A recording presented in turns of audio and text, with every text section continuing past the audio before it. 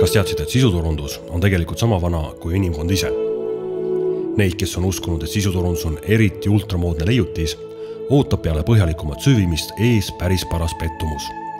Sisuturundus on pea sama iidne kui inimkond ise. Sisuturundus on eksisteerinud aegade algusest. Ent on olnud piiratud lihtsalt nende tehnoloogiliste vahenditega, mis on olnud ühiskondadel kasutada.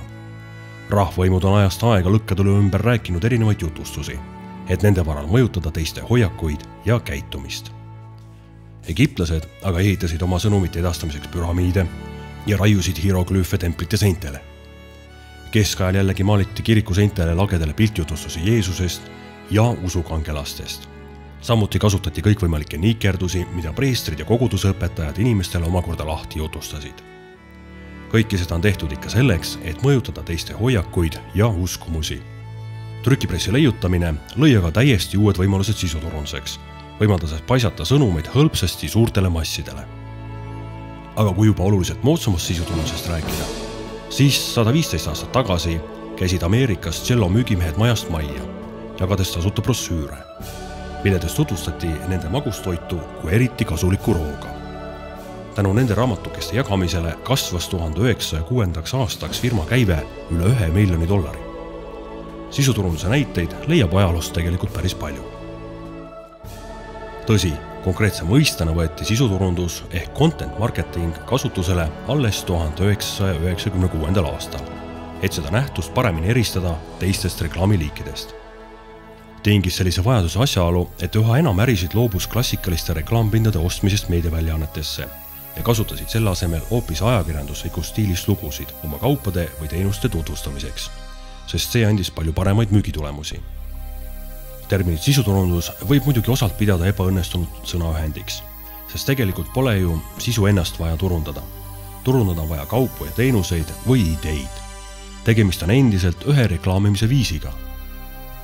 Eks kõik meetmed ole ju mõeldud mingite takistuste ületamiseks. Ka sisuturundus on meede või siis meetmete süsteem spetsiifilist laadi probleemide lahendamiseks, milledega organisatsioonid oma tegevuses silmitsi seisavad.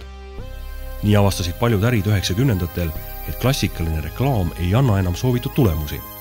Selgus, et reklaampostritest või teleklippidest ei piisanud alati inimeste hoiakute muutmiseks.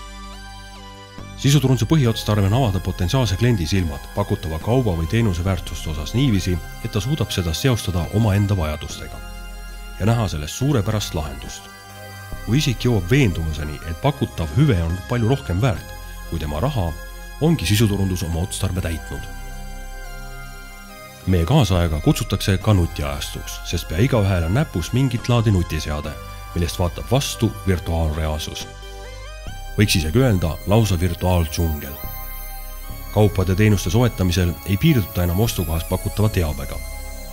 Piisab, kui ostukohas nutiseadmesse tippida kauba nimetus ning selle kohta on võimalik hankida päris palju teavet, näiteks konkurentide hinnapakkumisi, lugeda või vaadata teiste kasutajate kommentaare või videolugusid.